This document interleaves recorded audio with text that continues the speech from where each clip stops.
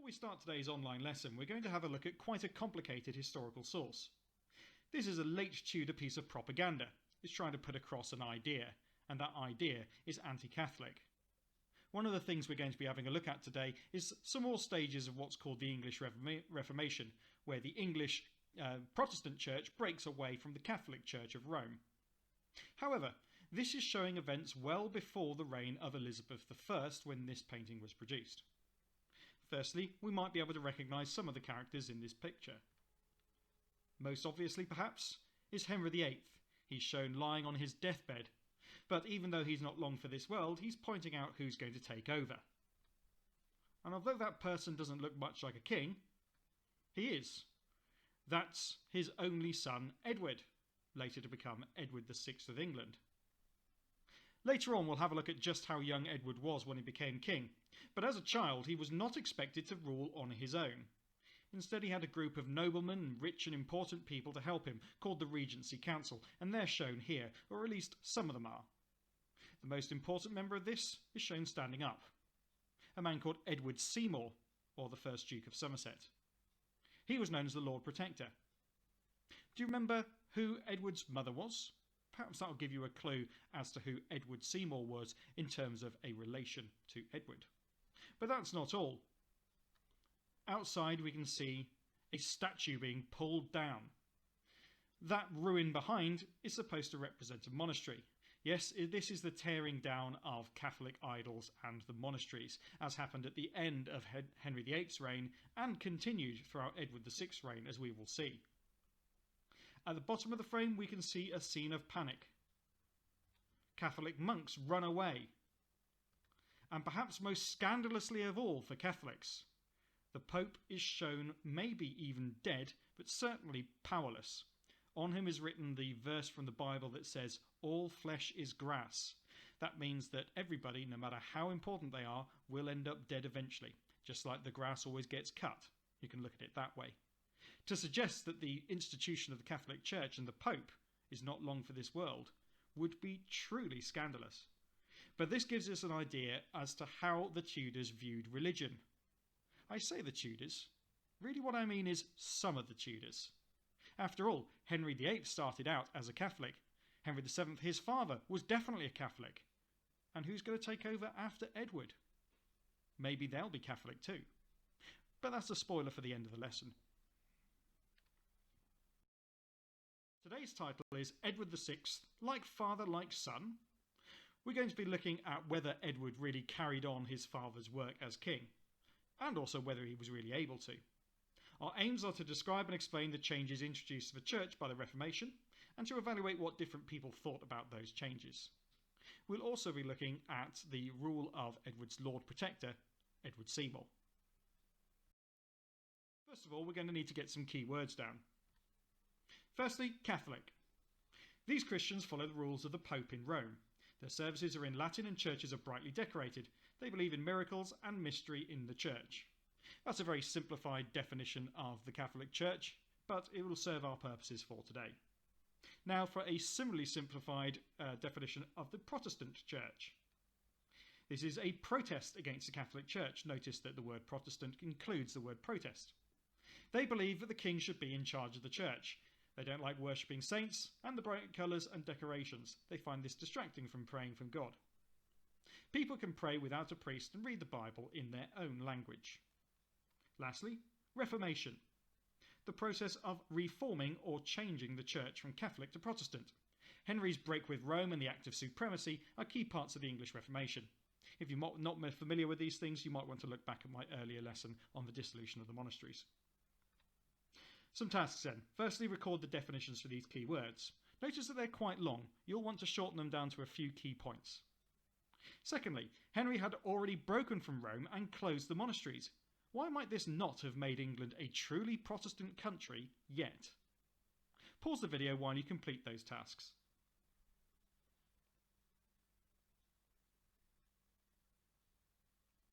Okay, hopefully we've got the main points of Catholic and Protestant down. But what about that second point? Henry had gone some way towards reforming the church and making it more Protestant, But we've got to remember that in matters of faith, this is a deeply important thing that at this time made up a huge part of people's lives. People who had long held within their families very Catholic beliefs are not going to drop those beliefs overnight just because the king is going to tell them to. They might at least say so if they were worried about being accused of treason or being disloyal to the king, but they're not necessarily going to change in their heart of hearts. What we're going to see is over the next 100 years or so, there's a huge backwards and forths swinging and swaying of whether England is Protestant or Catholic, and it does go both ways. So this is an incredibly turbulent time. And don't forget, remember how important religion is in the world even today. Well, it was even more central to people's everyday life back in the 1500s. Let's remind ourselves what this chap got up to. He passed the Act of Supremacy. Now the king is the head of the church, not the pope. He gained more land, money and power when he carried out the dissolution of the monasteries. This means when he got rid of the monasteries. He also began the process of introducing a Bible in English, although truth be told, this was never really completed within his reign. So, there's three things up here, the main points of how Henry VIII altered religion in England. Firstly, record these three main points of the Reformation that Henry had already carried out in order of importance. Which is the most important in changing religion in England, in your view?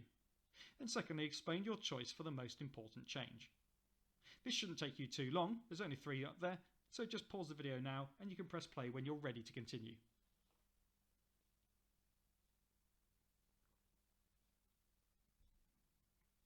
Done? Well, for what it's worth, I think that possibly the most important one is the Act of Supremacy, because really it enables the other two. Without Henry being the head of the church, and then subsequent kings being the head of the church, they can't bring through religious changes without permission from the Pope. So it's a massive change. Now, is there a minor problem in England? When Henry VIII died in 1547, Edward became king at only 9 years old. This was despite having older sisters, Mary, aged almost 29, and Elizabeth, aged 14. But by the rules of the time, and indeed this was only changed very, very recently, men always became the king even if there was an older female relative. However, Edward VI was not the first child king of England. Henry III was only 9 years old when he took the throne. Richard II was only 10. Henry VI was only 8 months old. And Edward V was only 12. Although it should be remembered that Edward V had very little influence because Richard III effectively ruled for much of what would otherwise have been Edward's reign. Their success was varied, with some only failing after they came of age. For example, Henry VI had a turbulent start to his reign, but of course he had nothing to do with it. Later on, it was other features about him, particularly his military weakness, that meant that he was a failure, not necessarily the fact that he was a child when he became king. Instead of ruling right away, the Regency Council would be appointed. This would be made up of important adults who would carry out the tasks of ruling while the child king learned how to rule. Makes sense. A king would typically come of age and take over in their mid to late teenage years. So about the time when you would be sitting your GCSE exams, a medieval or early modern king could expect to be starting to take over rule for himself. A pretty daunting prospect. Some tasks then. Firstly, what problems might being so young present for Edward as king? Secondly, define the terms Regency Council and to come of age. And as a challenge, what possible problems might Edward's Regency Council have to deal with? You can base this upon your existing knowledge of what Henry was changing within England at this time if you wish. Pause the video while you complete those tasks.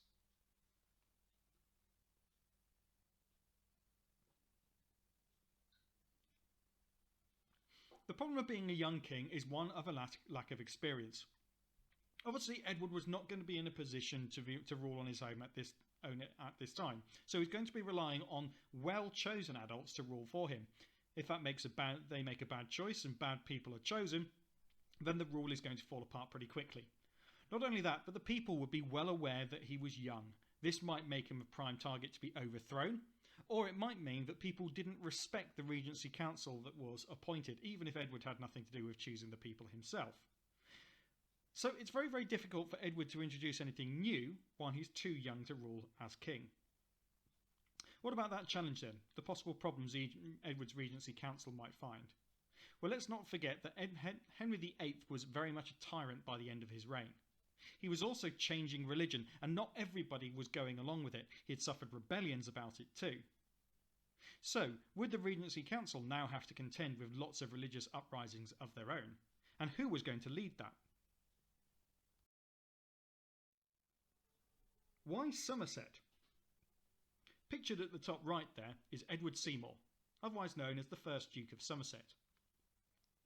Before he died, Henry VIII appointed 16 councillors to become the Regency Council to rule for Edward while he was too young. The Regency Council voted 13-3 in favour of handing power to Edward Seymour, the first Duke of Somerset, so he was supported. The 3 who didn't vote for him were simply absent from the vote, so it's not like there was a minor rebellion. Somerset would rule on his own as a so-called Lord Protector without the council. The idea is that he's a lord, not a king, and he's a protector because he's sort of protecting the realm on behalf of the king and also protecting the king in effect. Rule by a council might lead to slow decision making if there were too many disagreements, and at this time of religious turmoil there were likely to be big disagreements. Edward Seymour was the brother of Jane Seymour, the mother of Edward VI. So that's right, as he was Edward's uncle, it was assumed that he would have Edward's well-being at heart. He was a successful soldier, having won victories for Henry in Scotland. So, in many respects, Edward seemed like the natural choice as Lord Protector for England to rule on behalf of King Edward VI while he was too young. So, first of all, just define, what does Lord Protector mean? Secondly, what might have made Somerset a good choice to rule on behalf of Edward? Explain 2 examples using point, example, explain, and I've included a brief writing frame for you there. Thirdly, as an extension, why might this arrangement have been risky for Edward and Somerset? Okay, pause the video here and press play when you're ready to continue.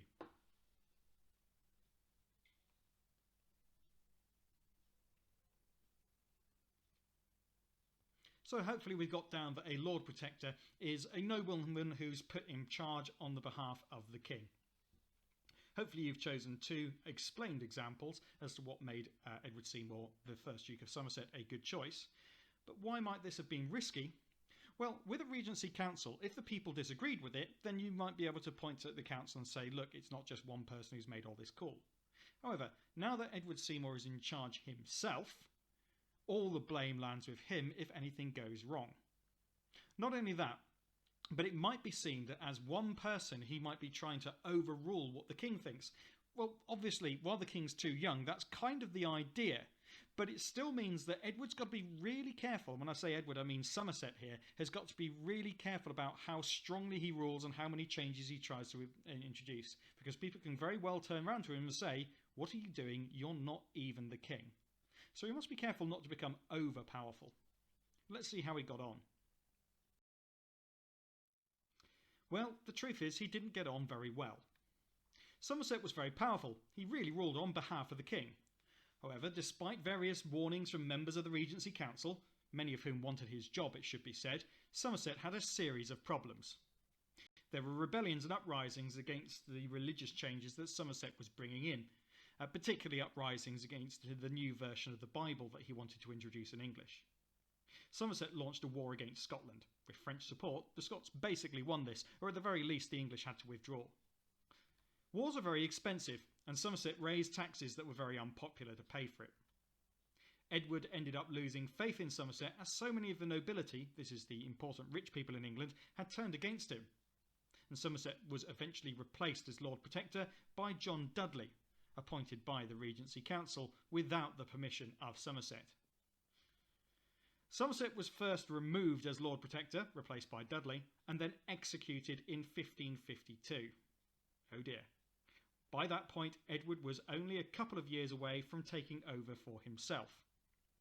Interestingly, the young Edward actually made a note in his diary, simply noting down that the Duke of Somerset had been beheaded near Tower Hill. No mention of the fact that this was his uncle, and no mention of how he felt about it. Perhaps from this we can infer that Edward basically approved of the move. Explain in a short paragraph the main reason why Somerset failed as Lord Protector. Choose from these three different reasons: war, losing support, or religion. Reread those paragraphs. Which one basically it seems best supported? Is war the best supported reason? Is losing support the best supported reason? Or is religion the most important reason? You can complete this PEE paragraph like the writing frame that I've included in the blue box there, so have a read of that. And it shouldn't take you too long, about 5 minutes should be sufficient. So pause the video now while you complete your explanation.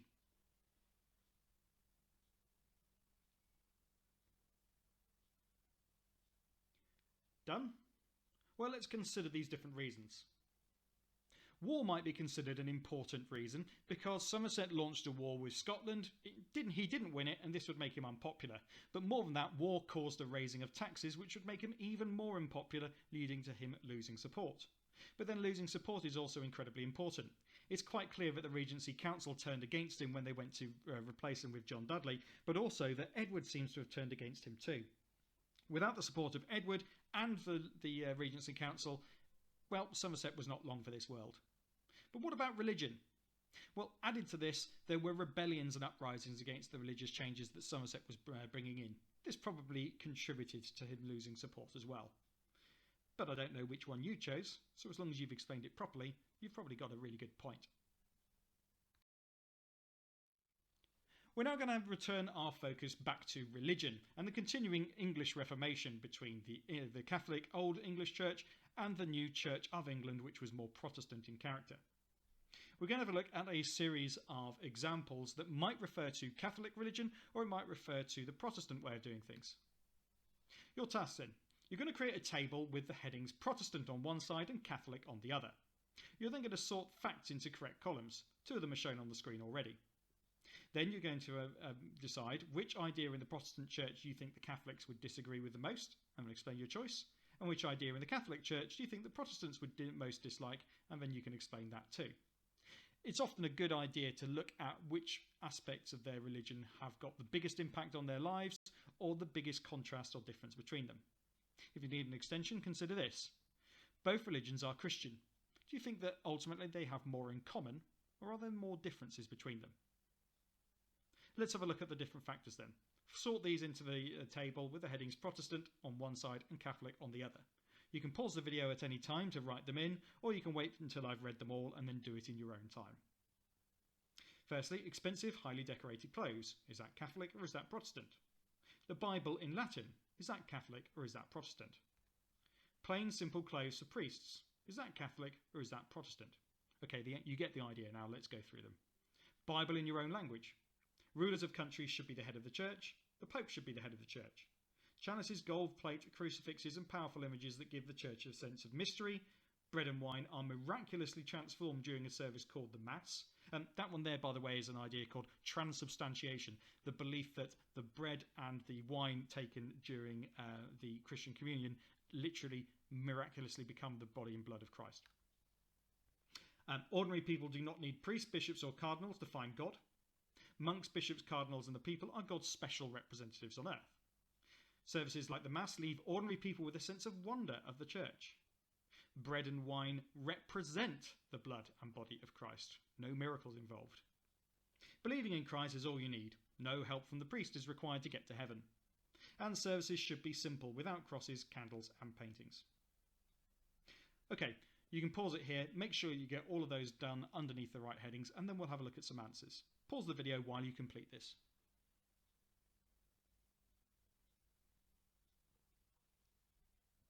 Okay, let's review which sides these should go on. Here are our headings. Firstly, the Protestant side. Bible in your own language, plain simple clothes for priests, rulers of countries should be head of the church, bread and wine represent the blood and body of Christ, they're not literally becoming it. Ordinary people do not need priests, bishops or cardinals to find God. Services should be simple, without crosses, candles and paintings, and believing in Christ is all you need. No help from the priest is needed to get to heaven. And then on the Catholic side, the Bible is in Latin.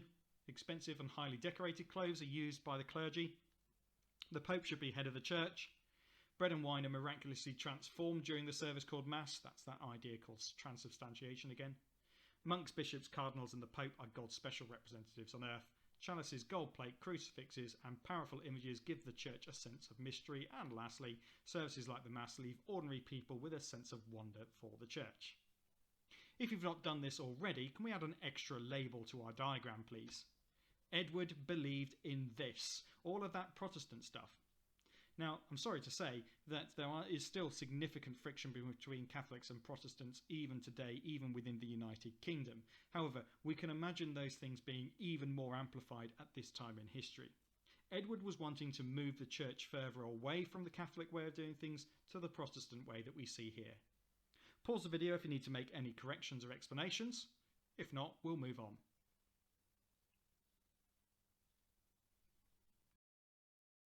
Spot the difference. Review your sort of Catholic and Protestant facts. List as many differences as you can between these two churches. Also list as many similarities. Only spend a couple of minutes doing that, but pause the video while you do.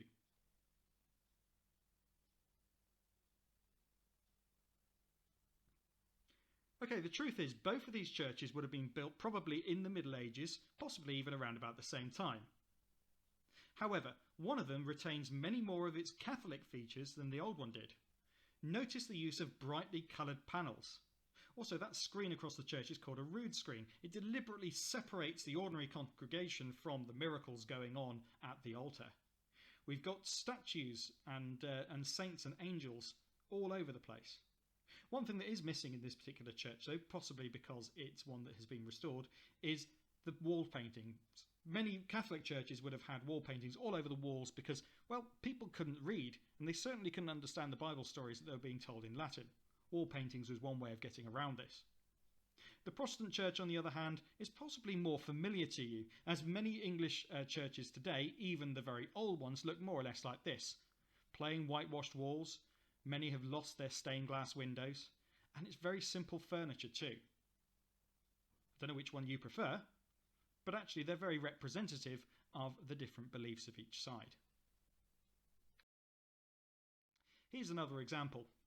This is a very small church called Blean in Kent. You can see that it's got lots of modern features, but there's one dead giveaway that this took part in the Reformation too.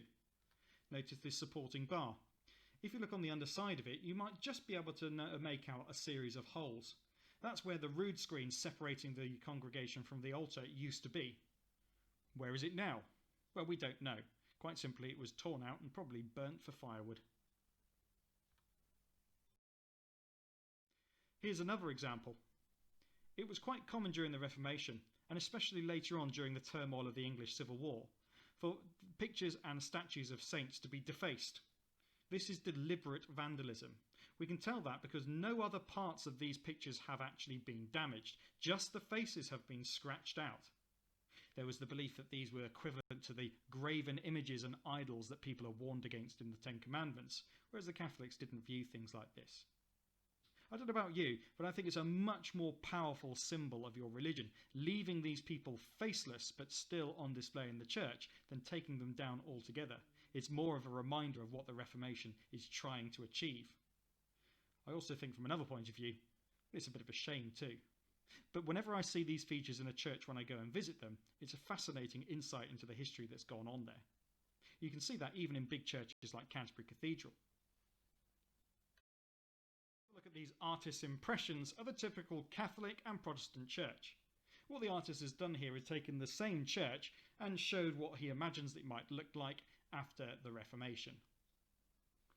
Let's first of all look at the Catholic features, and then the Protestant features.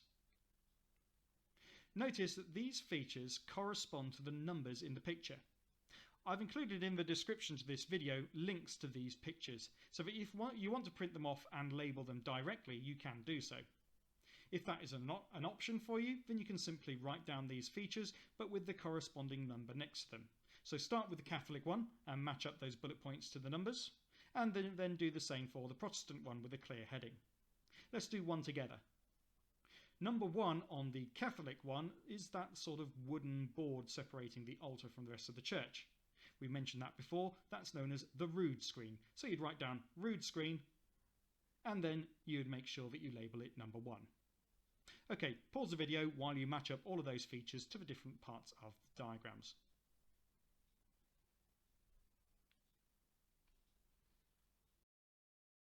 Let's check over the answers again. Remember, if you make any mistakes here, this is a good opportunity to correct them. On the Catholic features, number 1 is the rood screen. Number 2 is the Latin Bible. Sure, you can't read that it's Latin from there, but we should know that the Bible was kept in Latin in Catholic churches. Number 3 is the priest preaching in Latin. Notice that he isn't directly facing the congregation here. Number 4 are the decorative coverings on the altar. Number 5 is the candles and cross on the altar. Number 6 are the statues of the saints. There's some on top of the rood screen and behind.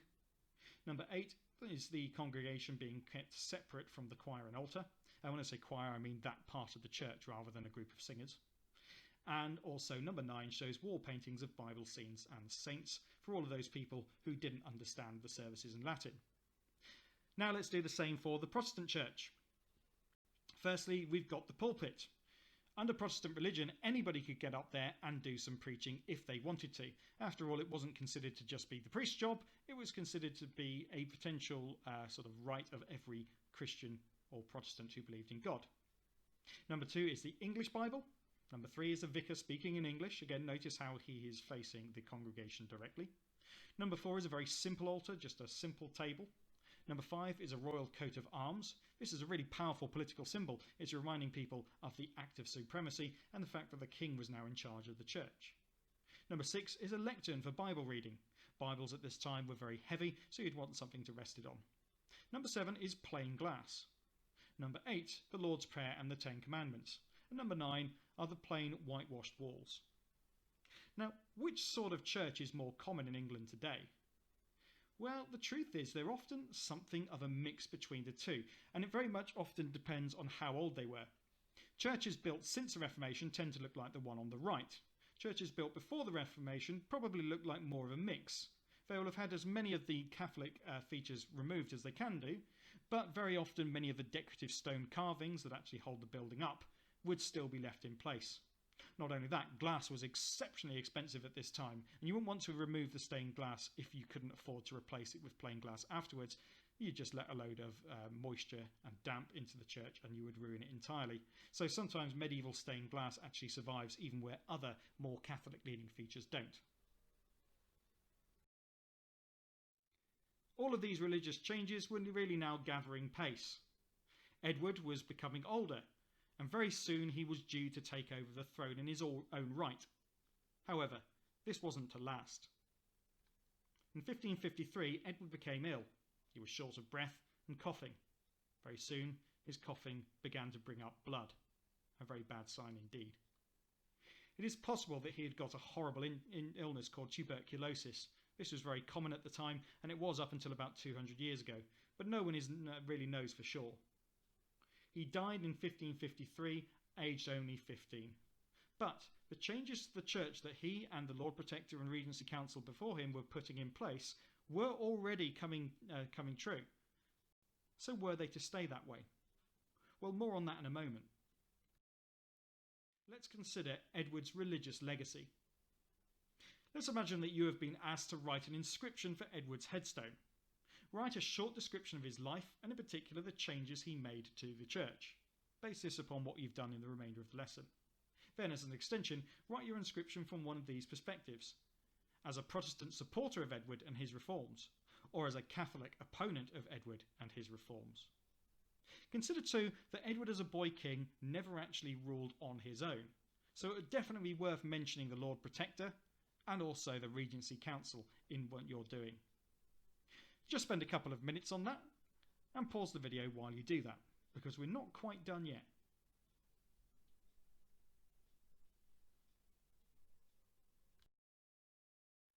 When Edward died, it left the country with something of a religious dilemma.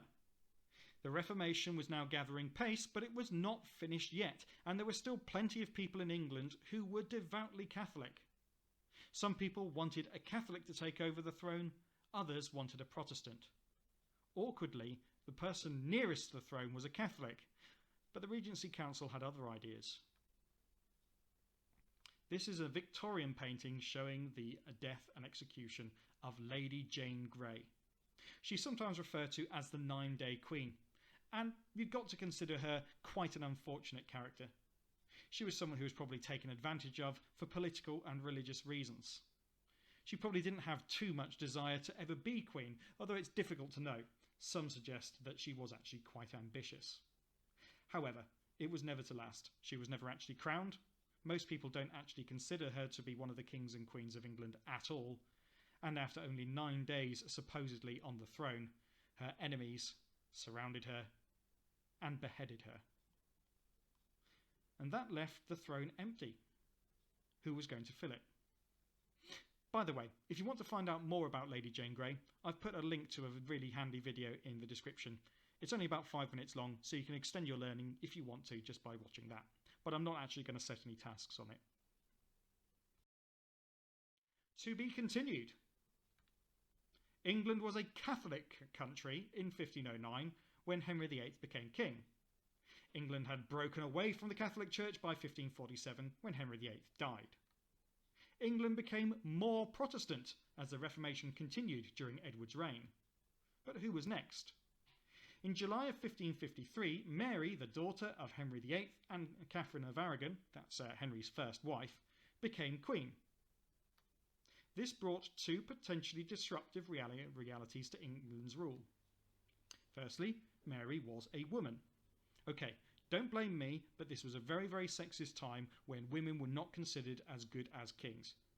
The problem was that the other sexist rulers of Europe would consider her to be weaker and therefore more likely to be weak on the throne and make England more likely to be invaded.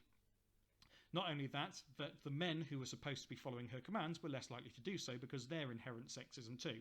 I'm not apologising for it, I'm just telling you that that's the case. So at this time in England, England had not had a queen in centuries, and even then that one had been contested. That was the Empress Matilda right the way back in the anarchy hundreds of years earlier, and many important men were worried that a woman on the throne would be weak. Not only that, but Mary was a Catholic.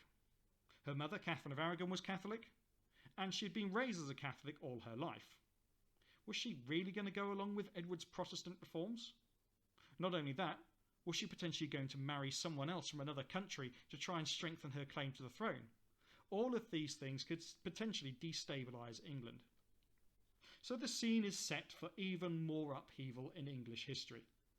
But that's a spoiler for next lesson when we're going to be having a look at the reign of Mary. Hopefully you'll join me for another lesson then. In the meantime, I hope that this has been useful to you, I hope it's been interesting, and if it has, give this video a like and subscribe to the channel. But for now, goodbye.